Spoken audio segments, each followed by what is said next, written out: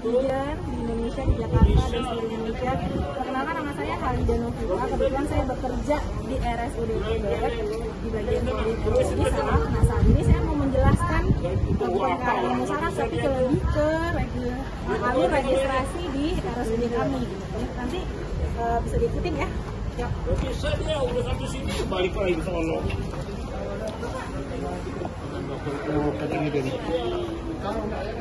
Ini seperti yang bisa dilihat di sini ada pendaftaran.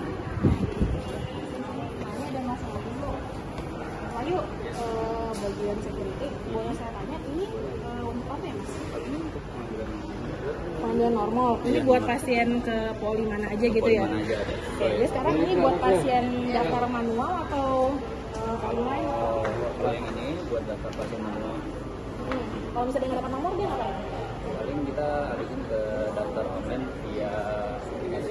Di aplikasi. Terus habis itu kalau misalnya dia nggak dapat juga bisa dibantu di loket atau? Bisa dibantu di loket nanti jadwal. Baik siapa? Itu ada bayar. Terima kasih ya Mas Wahyu ya. Ya Mas. Ini kan minggu yang lalu. Selamat siang, baiklah. Aku mau tanya dikit, ya boleh? Soal registrasi. Tadi aku dapat kan kalau di poli kan aku nggak tahu tentang registrasi yang benar tuh kayak gimana. Nah, aku mau menjelaskan ke masyarakat luas kalau misalnya mau berobat ke RSUD Tebet, karena kan animonya kayak banyak banget di rumah sakit ini nih, rame banget dari semua selatan. Aku rasa yang RSUD Tebet itu paling banyak dibanding RSUD yang lain. Nah sekarang tadi sama Mas Wahyu udah dijelasin ada loket kios di situ buat manual. Nah aku nggak ngerti kalau di poli itu suka kadang-kadang ada yang daftarnya nggak dapat nomor, dokter habis segala macam. Nah itu sebenarnya mereka tuh harusnya kayak gimana sih biar lancar dibawa, terus dapat nomor juga, terus nggak ada masalah, terus nggak dikomplain sama pasien kan? Kalau komplain pasien kan nggak enak tuh. Kayak gimana tuh Mbak, harusnya biasa pendaftaran tuh kayak gimana? Kalau untuk alur pendaftaran, kalau untuk pendaftaran kita di sini kan ada dua cara, yang online sama yang onsite. Nah yang online itu kita ada 3 aplikasi nih, dari website RSUD, dari Jak Sehat, sama Mobile JKN. Ya. Jadi ada 3 aplikasi yang harus konsul pasien yang nggak punya handphone. Bisa ada yang manualnya itu, yang onsite-nya itu. Oh, berarti onsite. Jadi ada 4 cara ya. Ada 2 cara online dan onsite. Tapi kalau yang online itu ada website, terus ada Jak Sehat sama Mobile JKN. Kalau misalnya emang nggak punya handphone atau laptop atau apa, nggak bisa minjam, mungkin emang bisa datang onsite langsung. Tapi mungkin lebih pagi apa gimana Pak? Iya, kalau untuk, jadi kita pendaftaran ini dia terbagi dua, dok. Untuk poli yang pagi itu jam 5 pagi kita keluarkan nomornya, kalau yang siang jam 1. Oh, pendaftaran ya. Jadi nomornya ada 2 kali pembagian, jam 5 pagi sampai jam 1. Jadi nanti kalau misalnya pasiennya ada ditunggu tuh, sampai kapan dia nunggu di depan tuh? Baru dapat kesempatan buat dapat nomor. Kalau untuk yang pagi jam 5. Kalau dia udah nggak dapat nih, masih penuh nih, dia bisa nunggu di depan sampai jam berapa? Kalau misalkan ada kriteria yang diagnosa yang dikecualikan kan ya dok, nah itu bisa kita daftarkan langsung. Tapi kalau di luar diagnosa kita akan konfirmasi dulu nih, konfirmasi dulu sama yang online. Iya, kalau misalnya ada yang nggak datang, berarti jam sampai jam 9 gitu kali ya? Iya, kita tunggu jam 9. Jadi jangan lupa ya, datang pagi. Kalau bisa mungkin kalau yang tua-tua bisa diwakilkan sama yang muda nggak? Kalau untuk pendaftarannya sih bisa, tapi nanti kalau untuk keluar STP pasti harus datang karena ada sidik jari. Jadi kan ada peraturan dulu, jadi harus ada sidik jari. Kalau dulu tuh pasti bisa diwakilin sama keluarga atau tetangga.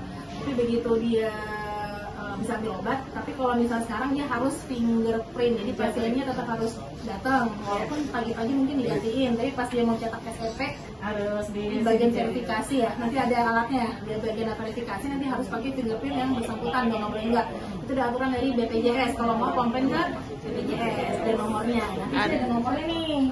Ya nanti aku syuting gede, ini ada yang 0822 4642 2503. Kalau misalnya mau komplain kenapa harus dengan fingerprint, tapi itu pastinya susah gerak. Ya udah, Mbak Ella, thank you. Aku ke alat verifikasi dulu ya guys, sudah sini. Ya, verifikasi pasien kedatangan setelah online. Oke, sekarang kita jalan ke mesin verifikator namanya cetak SRP. Nah, di sini lagi ada pasien nih. Bu, permisi ya Bu, sambil aku rekam ya.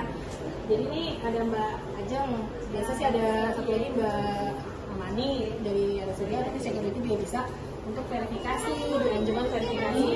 Nah di sini bisa dilihat, nah pasien ini yang rata-rata udah datang online kebanyakan, atau dianya sudah tadi pas di loket depan tadi ada satpam tadi itu dia udah dapat nomor, terus dia kesini untuk verifikasi buat mencetak namanya STP, surat pemberian di poli, dan dia akan dapat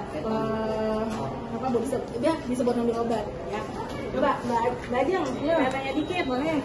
Nah ini kalau misalnya bermasalah nih, nggak bisa dicetak, pasiennya gimana aja? Harus kayak gimana? Tidak bisa dicetak ini, biasanya kita ngalihin ke loket. Jadi jangan khawatir ya, kalau nggak bisa ke loket, tapi jadi ngantri lagi dong. Iya, kalau bagian lagi banyak, kita suruh ngantri yang paling umum. Nah biasanya nggak bisa dicetak tuh gara-gara apa? Kan udah bawa rujukan, udah bawa ini. Kita kan mau cetak nih Kak, ya. Ternyata bukan pasiennya, bukan ibu nih.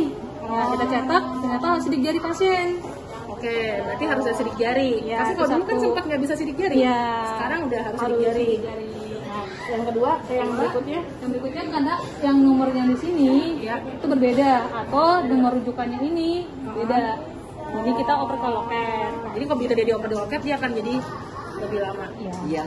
Biasanya yang komplain dimarahin apa gimana? Ya, biasanya kita kalau memang komplain boleh langsung ke bagian rumah sakitnya aja.